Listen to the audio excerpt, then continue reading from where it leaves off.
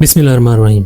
आज 12 मई 2026 है। आगे चलकर हालात बदल सकते हैं, लेकिन अब तक सोशल मीडिया और ख़बरों पर जो बात हो रही है हैंटा वायरस के बारे में, उसको लेकर बहुत से लोग खौफजदा हैं। कुछ लोगों को लग रहा है कि 2020 यानी कोरोना का ज़माना दोबारा आने वाला है, लेकिन हकीकत में सूरत हाल ऐसी नहीं है। हैंटा वायरस कोई नया वायरस नहीं है।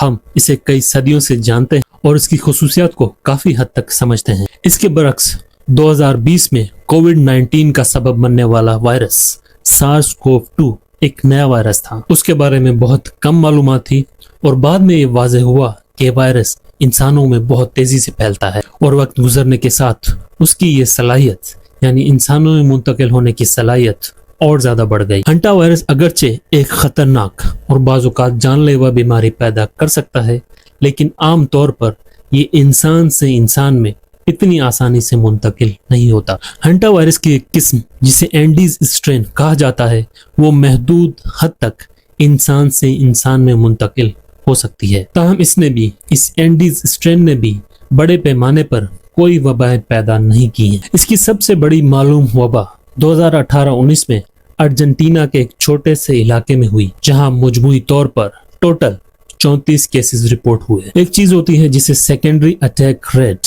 कहा जाता है। सेकेंडरी अटैक रेट आप समझ लें कि एक वबाई पैमाना है जो ये बताता है कि अगर किसी घर या एक गिरोह में एक शख्स मुतासिर हो जाए तो बाकी करीबी अफराद में वबा फैलने का या बीमारी फैलने का कितना इम्कान है। हैंटा वायरस के लिए घरेलू सेकेंडरी अटैक रेट तकरीबन 3.4% बताया गया है। इसके मुकाबले में कोविड-19 में ये शरह 20% या इससे भी ज्यादा हो सकती है। हैंटा वायरस अगर एक इंसान से इंसान में मुंतकिल हो भी तो इसके लिए एक बहुत ही करीबी और तवील अरसे के लिए कांटेक्ट दरकार होता है, जिसे एक ही घर में मुतासरा फर्द के साथ एक लंबे अरसे के लिए रहा जाए, मुतासरा शख्स की बॉडी सेक्रेशंस से कांटेक्ट, और तीसरे नंबर पर जिनसी ताल्लुक। ये सूरत हाल इन्फ्लुएंजा या कोविड-19 के मुकाबले में बिल्कुल अलग है, जहां ये वायरस सिंपली सांस के जरिए निस्बतन आसानी से फैल सकते हैं। थियोरेटिकली वायरसेस में म्यूटेशंस हो सकती हैं, लेकिन अभी तक कोई एविडेंस ऐसा नहीं मिला है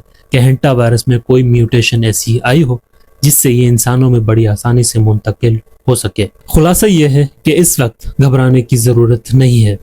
हैंटा वायरस ना तो कोई नया वायरस है, ये आमतौर पर इंसान से इंसान में मुंतकिल नहीं होता। इंसानी मुंतकली के वाक़यात बहुत महदूद हैं। माजी में भी इससे कोई बड़े आलमी फैलाव नहीं हुए हैं।